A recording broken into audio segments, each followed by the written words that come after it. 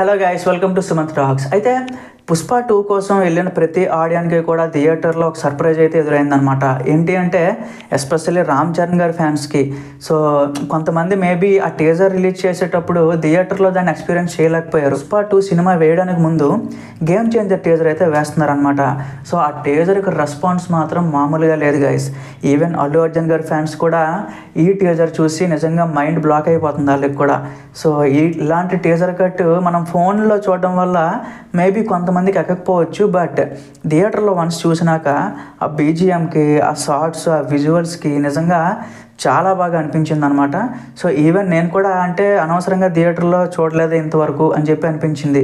But once థియేటర్లో చూసినాక game changer teaser full quality అంటే 4Kలో చూసిన తర్వాత ఆ టీజర్ తాలూకా అసలు మాట తెలిసిందనమాట. సో ఇంకెన్ని రోజులు లేదనమాట, కరెక్ట్గా 30 రోజులు 35 రోజులు ఉంది. సినిమా అయితే తొందరలో వచ్చేస్తుంది. పుష్ప మహా అయితే ఇంకో 10 రోజులు 12 రోజులు ఉంటుంది. ఆ తర్వాత అంతా కూడా ఇంకా గేమ్ చేంజర్ హవా అయితే స్టార్ట్ అయిపోద్ది గైస్. అసలైన జాతర, అసలైన ఆయుధ పూజ అప్పుడు జరగబోతుంది. సో చరణ్ గారి ఫ్యాన్స్ అయితే చాలా రెడీగా ఉన్నారు. వాళ్ళంతా కూడా ఇంక ఈసారి థియేటర్లు తగలబెట్టేస్తారేమో అన్నట్టుగా వాళ్ళు రెడీ అవుతున్నారు అనమాట. ఎందుకంటే ఆల్మోస్ట్ 2 సంవత్సరాలు అయిపోయింది ఆయన ఒక సినిమా వచ్చి. ఇప్పుడు ఈ కరెక్ట్ టైంలో, పండగ టైంలో దించడం, ఫ్యాన్స్ కూడా మంచి ఉత్సాహంగా ఉన్నారనమాట.